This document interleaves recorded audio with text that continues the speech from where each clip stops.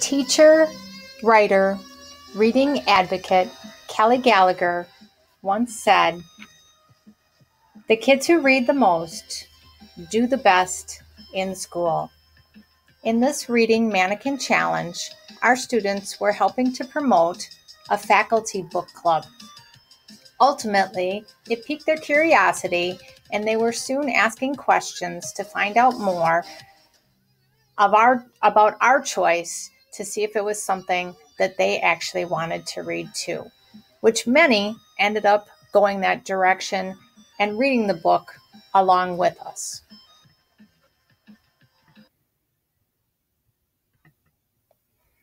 Today, in discussing the promotion of recreational reading in the secondary school, it's also important to take a step back and look at the importance of reading. Reading impacts every area of our school.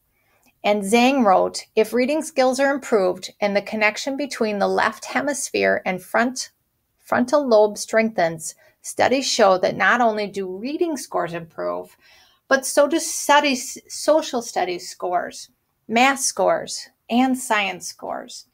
It is an area that affects every area of our students' life and of our school. And in an age where the ACT score is one of the elements involved in grading a school district, it's extremely important to not only work to better our kids, but also better our chances of remaining in the industry. Not that the ACT is the end-all be-all of what our kids are all about, because we all know better. In looking at promoting any books or promoting our library in general, we have to first start with what our attitudes are. The more positive, the more energetic, the more helpful, the greater the capability we have to be there for our kids, the more they're willing to actually come to us. So it ultimately all starts with us. We should be reading as much as possible while talking about our books with everyone. And the books that we have to really look at, starting with, are the books that our patrons read. And then perhaps even doing some reviews of those books, using social media to focus on those promotions. Things such as Goodreads, which connects us not only to our faculty members, our friends, but it could also connect us to our students, especially as they get older and graduate from school and go on to college and lead their lives. Those Goodreads reviews might end up being exactly what gets those kids into those next books. We can look at extending our hours for our libraries. Can we be open before school for our athletes or our other individuals who don't have the opportunities to stay after school and don't have classes which allow them to come down to the library? What flyers can we promote ourselves with? What type of book displays should we be using?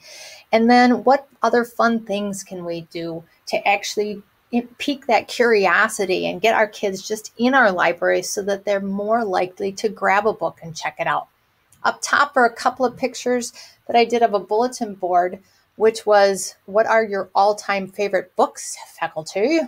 And then on the left-hand side is a STEM 3D printer, and the kids loved being able to see that. And they were not only curious about it, wanted to get some books, but then they also wanted to take those classes.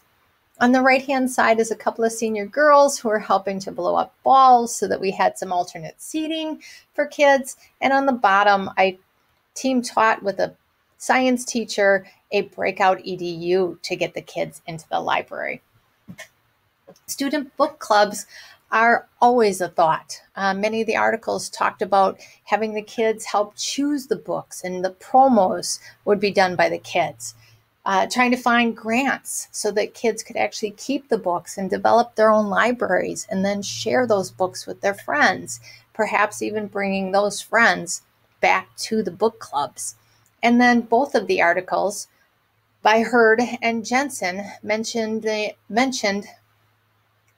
starting the first book of a series and then allowing the kids to be able to look for the rest of the series or find it for them, have them read that on their own while then going to the next book. Heard mentioned all the creative ways that she promoted her books by trying to do activities prior to the start of the book club, or prior to the start of that particular book club for that book.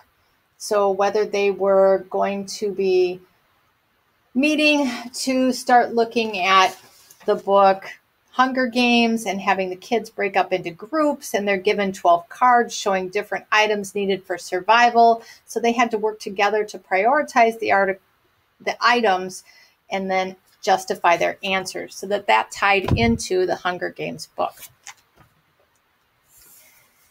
Lewis went through and analyzed the 2009 teenreads.com survey and then talked about how she updated it in 2013 and 14. And then at the end of it, she reflected on what ways that she could look at updating that article in the future too, based on the fact that she had the knowledge that iPad is out there, that Goodreads was being more popular, that kids were now on phones more than ever. And she also wanted to look at their viewing habits. The more she knew about what their choices were, the more she could pull in books that they might be interested in. So for example, the television show Sherlock came out, and then she made sure that she grabbed a ton of Sir Arthur Conan Doyle books and Sherlock Holmes books so that kids would have those right at their fingertips to be able to check them out. And then she mentioned using SurveyMonkey and how it's easier than ever to have kids answer those questions, and that the kids who helped her in the library helped to get other kids to answer the questions by simply baking them cookies, which always seems to work pretty well. Philpott had a ton of ideas, and I've listed them here. Things like using Pinterest, which I love to be able to get ideas for bulletin boards and creativity. I even have a kid who loves doing bulletin boards so much that she'll research them and put them all together for us. Having a link to the books, linking the books that are in our library to the movies that they inspired, or the other way around, but mostly trying to find out if we have or can get the books for the movies that are about to come out, like A Dog's Purpose. Taking part in DEAR, where they're reading, doing book talks, surveying the kids, as we mentioned before, and finding creative ways for those kids to be able to help promote the books that are new, that are out there. Holding competitions has always been very popular at our school too. The kids have to come in and find a ton of different elves and then put a guess in the jar so that they can win some candy.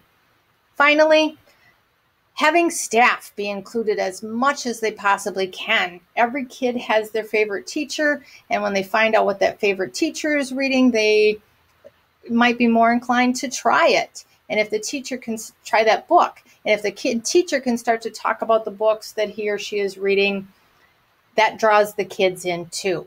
So we're looking at putting a sign by their door so that they have it listed there, the book that they're reading. And then, of course, the staff book club that I mentioned before. And then promoting by discussion, just simply asking kids, what are you reading? And trying to have those conversations. And the pictures were of the promotional books that our faculty had put together for our bulletin board. So ultimately, anything we can do to get our kids to read is a great idea so that we can pull them in and we can have some fun.